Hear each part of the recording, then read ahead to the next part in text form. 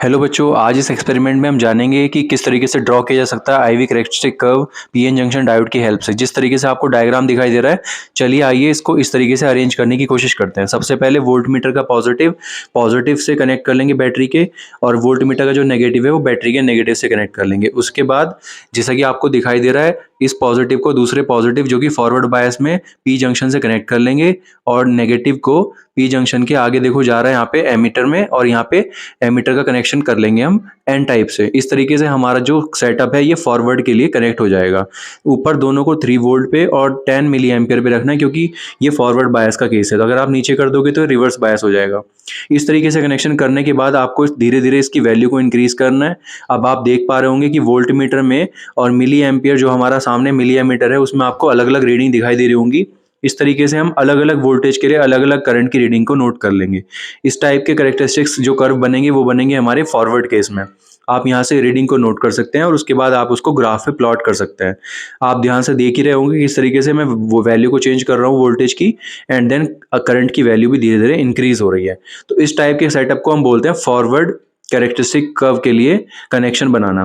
तो इस तरीके से हम कर सकते हैं। वैल्यूज आप स्क्रीन पर देख ही रहे होंगे, आप यहाँ से नोट कर सकते हो। साथ ही साथ ग्राफ अगर बनाओगे तो आप देखो ऊपर वाला जो ग्राफ है फॉरवर्ड बायस के केस में ग्राफ धीरे धीरे इंक्रीज हो रहा है। अगर कनेक्शन करना हो रिवर्स में तो आप इस तरीके से कनेक्ट कर सकते हैं। बैटरी के नेगेटिव को हम कनेक्ट कर लेंगे पॉजिटिव पी टाइप से। तो इस तरीके से आप देखेंगे मैंने इसको ऑफ कर दिया। नाउ मैं दोनों को 30 वोल्ट और 100 माइक्रो एम्पियर पे कर दूंगा। नाउ मैं इनको देखो नीचे सेट कर रहा हूँ। इस तरीके से आपको कर लेना है। उसके बाद दोबारा से इनको ऑन करना है। सेटअप को ऑन करने के बाद आपका जो कनेक्शन है अब ये रिवर्स बायस में हो जाएगा। अगर आप धीरे धीरे वैल्यू को चेंज करोगे रेजिस्टेंस की तो आपको मिलेगी कुछ वैल्यूज। देखिए जिस तरीके से पी वैल्यू ऑफ वी बढ़ाने पे देखो एकदम से यहाँ पे करंट बढ़ा बाद में, तो आपको ये शो हो जाएगा यहाँ पे हमारी वोल्टेज के लिए जो हमारे ग्राफ बनता है।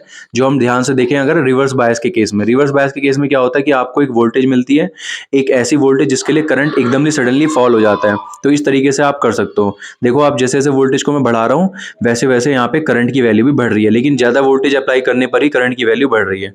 इस टाइप के सेटअप को बोलते हैं रिवर्स बायस कनेक्शन। आप यहाँ से करेक्टरिस्टिक कर्व ऑब्टेन कर सकते हो। आप देख लेंगे रिवर्स बायस की रीडिंग मेरे लिए इस वाले एक्सपेरिमेंट में ये आ रही थी, और जैसे ही मैंने इसको कनेक्ट करने के बाद ग्राफ बनाया तो मेरा ग्राफ देखिए सडनली नीचे फॉल हो गया। इस तरीके का ग्राफ बनता है। फाइनली टेबल को इस तरीके से बनाया जा सकता है। आप फॉरवर्ड और रिवर्स की टेबल कलेक्ट कर लेंगे और आपको फाइनल जो रीडिंग होगी आप इसमें फिल कर लेंगे। भाई वीडियो पसंद आई तो वीडियो को लाइक कर देना, शेयर कर देना और सब्सक्राइब कर देना चैनल अगर पहली बार विजिट कर रहे हैं। अगर आप फाइनल रीडिंग ले लेंगे उसके बाद आपका ग्राफ कुछ इस तरीके से बनेगा, जो कि शो करता है IV characteristic curve for a PN junction diode. Experiment करने के बाद आपको कुछ चीज़ों का ध्यान रखना है। प्रिकॉशंस क्या हो सकते हैं भाई? मेजरिंग इंस्ट्रूमेंट आपके प्रॉपर रेंज में होने चाहिए, सारे कनेक्शन नीट एंड क्लीन होने चाहिए और टाइट होने चाहिए। की should not be used in circuit.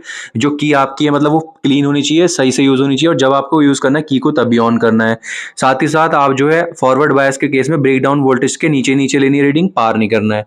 उससे पहले करेंगे तो ज्यादा बेटर रीडिंग्स आएंगी। साथ ही साथ सोर्स ऑफ एरर क्या हो सकता है? कनेक्शन जब टाइट ना हो तो रीडिंग खराब आएगी, और जंक्शन डायोड जब फॉल्टी हो केवल तभी रीडिंग खराब आएगी। तो इस चीज का ध्यान रखना है।